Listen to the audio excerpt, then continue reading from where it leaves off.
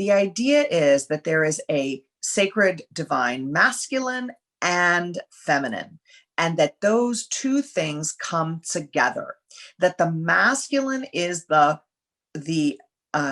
implementer, and the feminine is the creator. Now, why is the feminine the creator? Because women are the only ones that can give birth to life. The feminine principle is the creative principle, the creative source.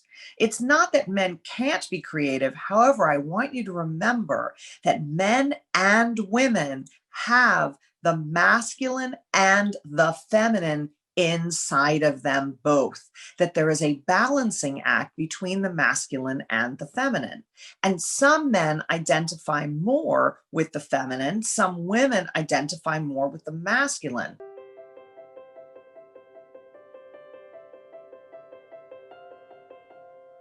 Learn the ways of the goddess and accomplish much more with so much less effort. Welcome to Your Goddess Awakened with Halle Eavelyn, a show dedicated to helping you embrace your divine feminine and nurture your inner goddess for a radiant life.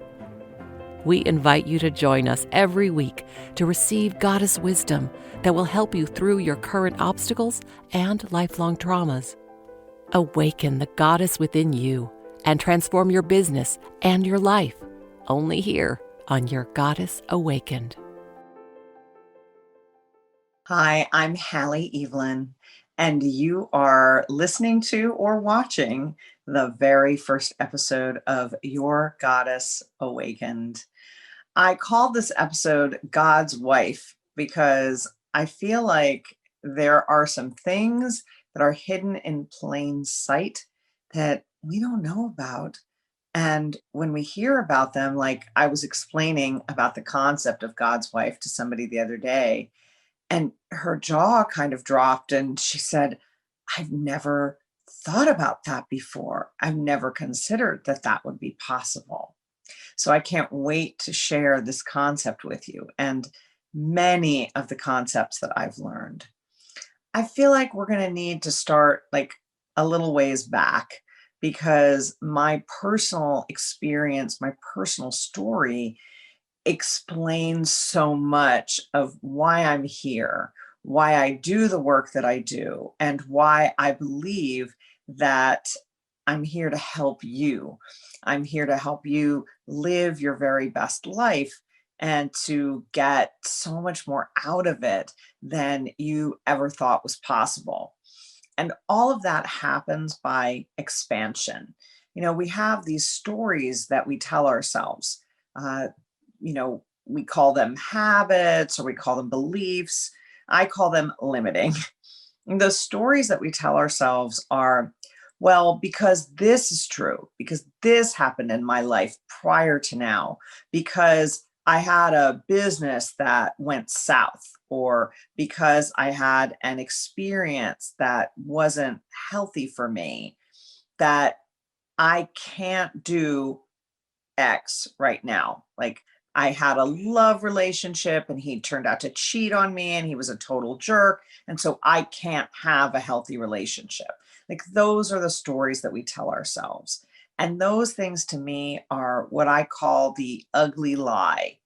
We're lying to ourselves. We're telling ourselves the story of what isn't possible. And without understanding what's possible, we limit ourselves to what we know. And that keeps us really small. And again, I feel like if I share my personal journey with you, you'll understand a little bit more about it.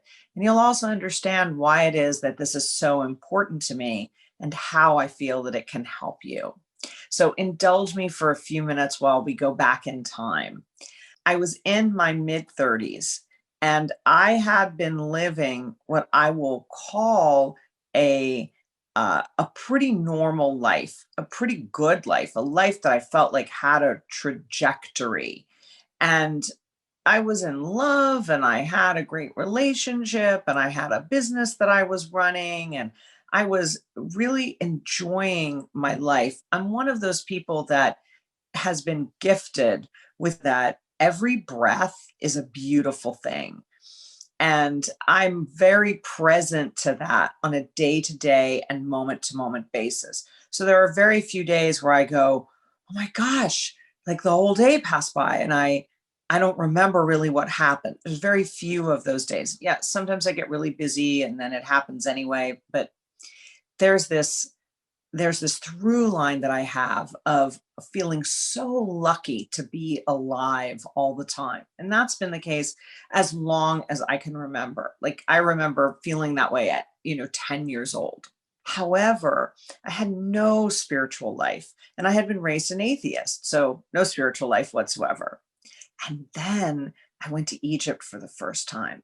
And I had been seeking, I would have described myself as a seeker, but I was seeking from this place of desperation. I was seeking from this place of, oh, please let me find the thing that I need because otherwise I'm so screwed because I'm in big trouble here. Like underneath the surface, there was this constant kind of hum of, I'm going to die someday and I'm not going to be me anymore. And that is horrifying to me. When I was 10, I asked my dad, where do you go when you die? And my dad was trying to be super helpful. And he said to me, well, you go in the ground and the worms eat you. And when I asked him later, he was like, well, I got told some fairy tale of heaven and I didn't want you to have to go through that fairy tale only to be bitterly disappointed later. Well, basically, thanks, Dad. What he basically, what he did for me was he shared with me something that gave me panic attacks. And I had these panic attacks my whole life until I went to Egypt the first time. I would wake up in the middle of the night and I would be like, oh my God, I'm going to die someday. And it would be black, like pitch black. And all I could think of is, I'm not going to be me anymore. And oh, that just terrified me. So when I was in Egypt, met people through a series of just marvelous coincidences. And I ended up at the dining table on the cruise ship that we were on sailing the Nile about halfway through the trip. And, I would love to say that my spiritual awakening happened in the middle of the King's Chamber of the Great Pyramid. I mean, I lead tours now all over the world. I love going to Egypt. I just finished my 26th tour of Egypt earlier this year. And I take people for spiritual awakening. I take people for initiation in the King's Chamber of the Great Pyramid. However, I was not lucky enough to have that happen to me there. Instead, it happened on a cruise ship in a dining room. And, when they say God is everywhere, really, God is everywhere. So I'm on this cruise ship and I'm in the middle of this dinner. And a woman that I've met says to me, well, what are you afraid of? And I said, oh, I'm not afraid of anything. I mean, I'm thinking like, hey, I run my own business and I could just like kick much booty about anything. And I don't suffer fools gladly. And all of a sudden I remember, oh yes, except for like, I'm terrified of death. And so she grabs my hands and she walks me through this guided meditation. And the upshot of this guided meditation is I hear that I have a soul and I will never die. And I cannot explain to you what happened. I can only share with you that in this moment that it happened, that I got it on a cellular level. That's the best explanation I've ever come up with. I got it on a cellular level. I had a soul and I have a soul and I would never die. My body may die, but I will never die. And I burst into tears at the table and I cried for what could have been 10 seconds or 10 minutes. I, to this day, have no idea. And then as I'm like recovering, and she said to me, like, well, what am I telling you? And that's what I heard. And so I get it out like, I will never die. Just crying my eyes out. And about, I don't know, 15 minutes later, when I had composed myself, I went up the stairs in the dining room on the cruise ship to tell my beloved what happened. And I slipped in my shoes. And I looked down because I'm like, why am I slipping on the stairs? my shoes were full of water. And that water was sweat that had been pouring. And I looked down and realized my hands were wet. The soles of my feet were wet. When something big happens, we move energy through our body so fast that it can cause a great deal of heat to be experienced and to rush into, rush through our bodies. We are literally generating our own heat in that moment. And that was what happened to me. I had generated so much heat from the energy moving through me that I was literally so wet that I slipped on the stairs. And that was one of the tells, one of the ways that I knew that what had happened to me was real. So I'm one of those people, and you'll learn this throughout these episodes. I'm one of those people who is so skeptical. Like I will take nothing on faith. I simply want you to prove it to me. And if you can't prove it to me, I want to prove it to myself. However, in this moment, in that time, I knew that my slipping in my shoes said, this physically happened to me. I can tell a story about how it didn't. However, I cannot explain what just happened, neither mentally nor emotionally nor physically. And so that was like one of my moments where I went, this really, really happened.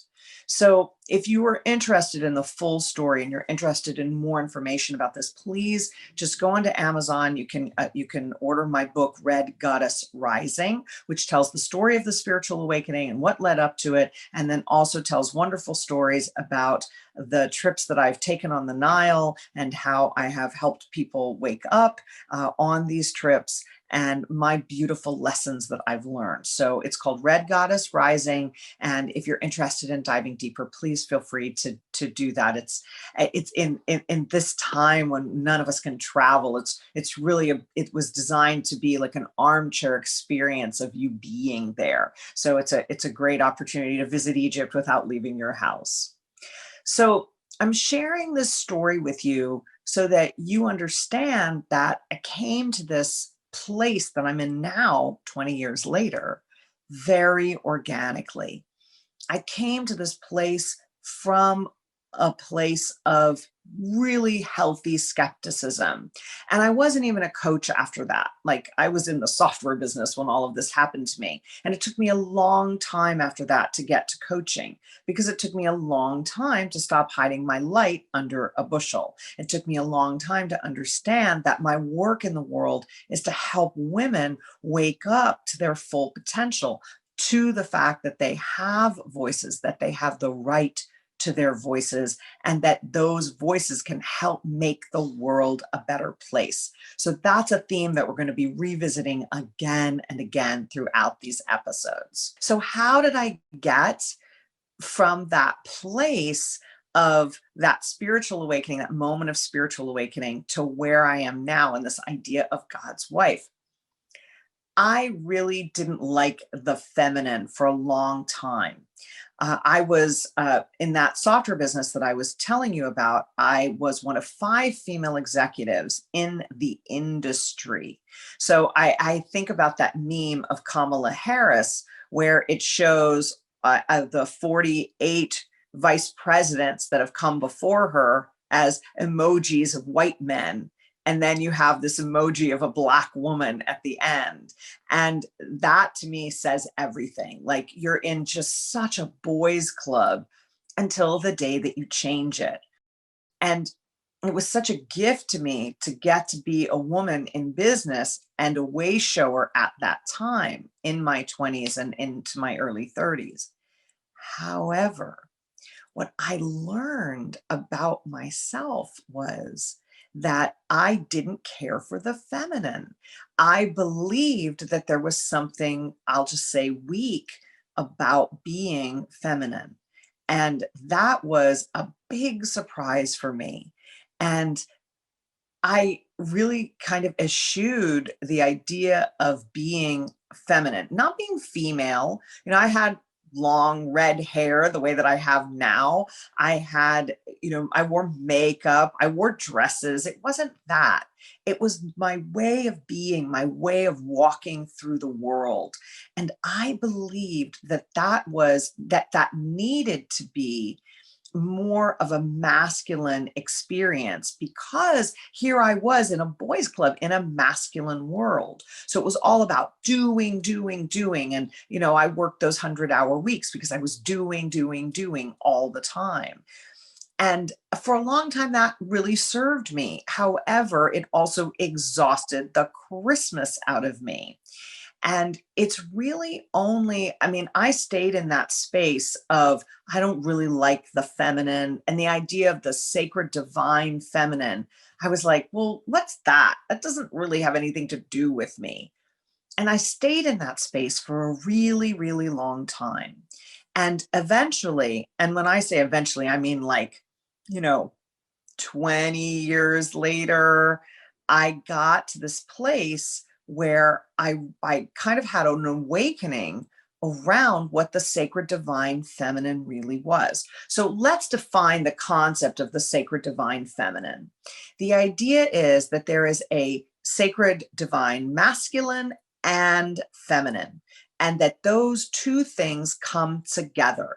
That the masculine is the implementer, and the feminine is the creator. Now, why is the feminine the creator? Because women are the only ones that can give birth to life. The feminine principle is the creative principle, the creative source. It's not that men can't be creative. However, I want you to remember that men and women have the masculine and the feminine inside of them both, that there is a balancing act between the masculine and the feminine. And some men identify more with the feminine, some women identify more with the masculine.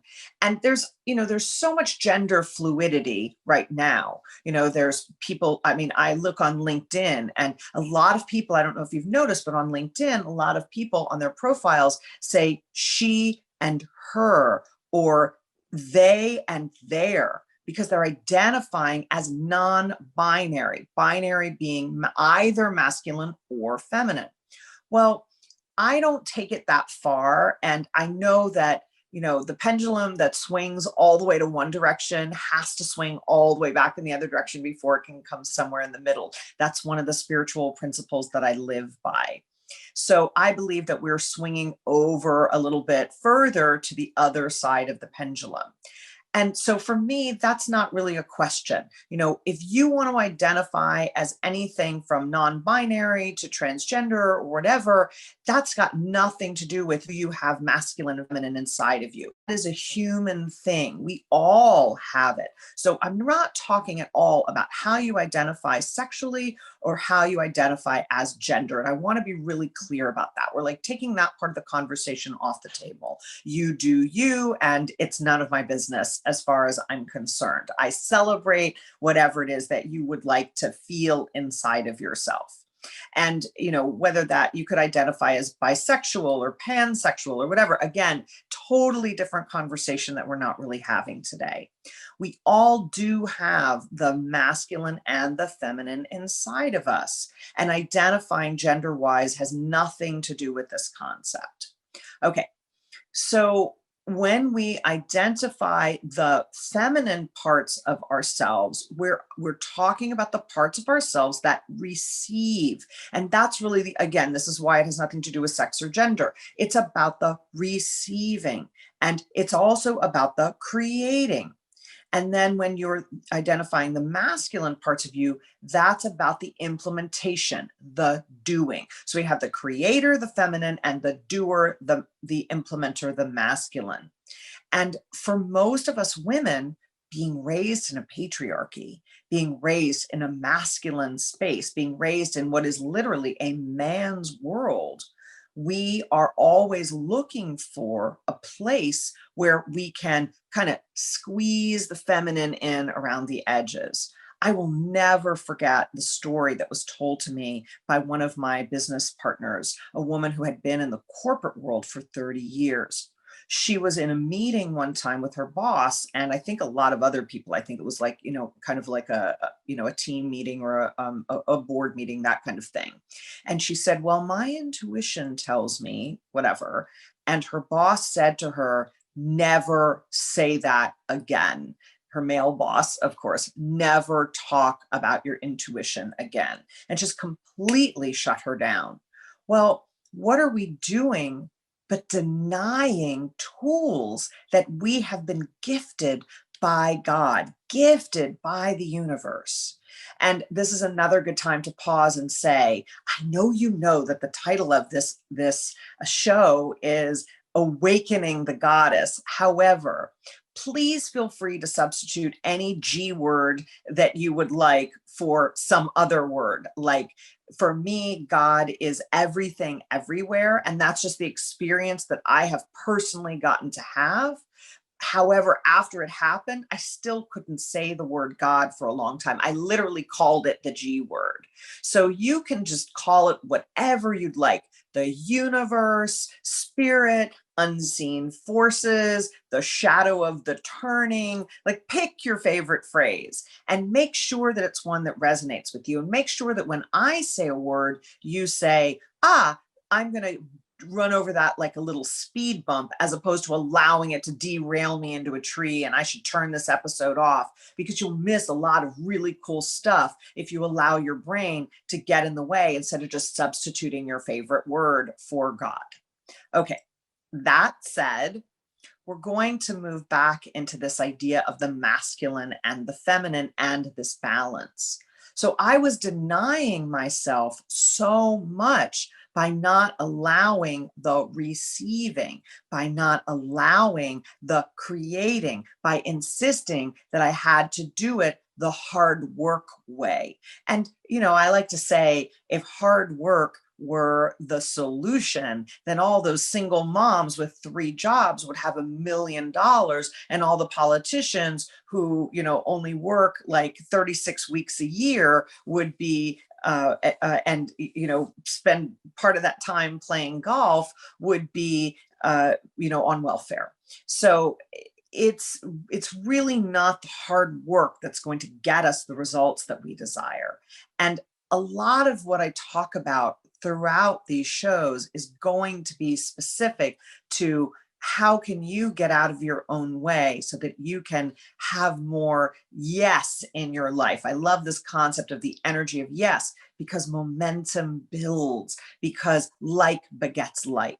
So this is an invitation to you to really receive, see, this is you and your feminine, to really receive this information and grow because of it. The idea of God's wife is something that never had occurred to me. The God of the Hebrews, I'll call it. So this is an ancient God, however, not the most ancient God, but the God that existed around the time of Jesus was named Yahweh.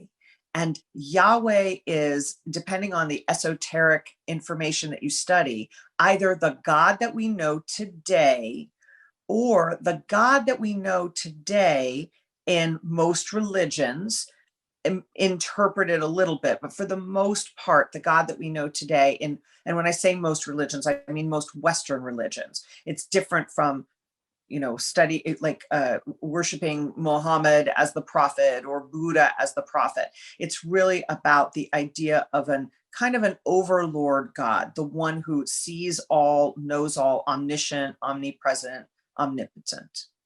And that God of Yahweh is actually, in some esoteric circles, considered something called the demiurge, which means it isn't the highest God, it's a slightly lesser God, which explains all the smiting and the wars that happen, that because the angry, vengeful parts of God. And that is really where our patriarchal ideas come from. God created the world, and everything flowed from that. That's what the Western Bible tells us. And you may be listening to this and not believe in that, and that's perfectly fine. However, a lot of people do. And what I've discovered is that has had what I've discovered for myself, I should say, because I certainly didn't discover the concepts of these things, is that all of these things have trickled down into our society. And I'll talk about that. That's really what our next episode is about, like the historical ways in which God trickled down into things that are kind of bad for our society as a whole. And you won't have to take my word for it. It'll be pretty obvious when I share this information with you. So originally, Yahweh had a consort. And a consort was his partner, and his partner's name was Asherah. And Asherah was worshipped through these particular kinds of trees that I believe are called the Asheroth. And the trees were the symbol. I believe that that is where the symbol of the tree of life actually comes from, is the idea of Asherah. And God had a wife. God had a partner, and the world was not created by a male. The world was created by a male and a female.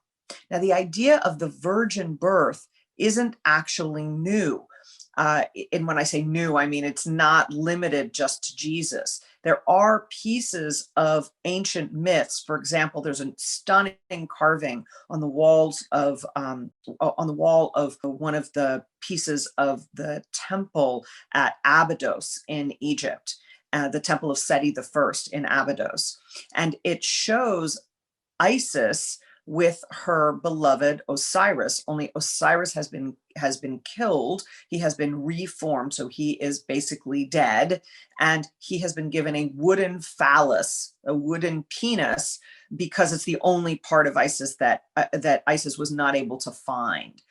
And she has turned herself into a kite, which is a kind of bird, and she is hovering over Osiris. And when they describe this image, which is done in this beautiful relief on a wall, it's very large, she hovers over him in the form of a kite, and they say takes his essence inside of her. So she takes this essence inside, his essence inside of her, and that is what creates the sun Horus. So there is definitely, and this myth, this concept of a virgin birth, takes place in other cultures as well. However, notice that you still have a masculine and a feminine like concept working together. There's a masculine aspect, that's the word I was looking for, and a feminine aspect working together to create the thing, whether that's Horus or Jesus. You know, they say that Mary, the Virgin Mary, was impregnated. She was impregnated by God. God is a masculine concept. The original earth, though, what if it wasn't created by God? What if earth was created by the divine masculine and feminine coming together because God had a wife? And if not, it would be the singularity, the only time when something was created without both of the creator concepts, the masculine and the feminine. And we know from having discovered the Dead Sea Scrolls in Qumran, which is also in Egypt, we know that from the Dead Sea Scrolls and from all of those ancient versions, Aramaic and Greek and Hebrew versions of the Bible, which are very, very, very old, we know that there have been pieces of the Bible that have been excised. Those pieces of the Bible have been removed from modern culture. And most of what has been removed is any concept of the sacred divine feminine, the idea of women being priests, or the idea of women preaching the gospel. There is a Gospel of Mary Magdalene, for example. Well, what's Mary Magdalene doing writing a gospel? What's Mary Magdalene doing saying anything that is deserving of being written down as a gospel? Isn't Mary Magdalene a prostitute? Wasn't she the penitent sinner? No. And actually, I was shocked to discover the Catholic Church even disavowed that story, which was basically created in the late Middle Ages, and prior to that, it was created in the 4th century BC, when they first started, the 4th century AD, where they first started taking everything out of the Bible. There was an emperor named Justinian who was like, I don't like all this female stuff. And they had curators who went through the Bible, and they were looking specifically for this stuff. And when they found it, they would take it out. So they took out a lot of information about the sacred divine feminine, and also about women's rights, women's place, women's ability to stand next to and do all of the things that a man could do. So that's kind of what we've been left with, because the idea of Asherah was excised from the Bible at that time. Now, you can still find her name in the Bible in a few small places. However, in general, she has really been removed, and the power that she had, the power as co-creator, is what was taken away. So I want to leave you with this question. What if God had a wife? Consider that. How might that change things? In our next episode, we're going to be talking about exactly what changed because of it, and what those effects are in our modern world. I'm so glad that you tuned in. I hope you will tune in to each and every episode. Blessings. You have just listened to another enlightening and transforming episode of Your Goddess Awakened with Halle Eavelyn.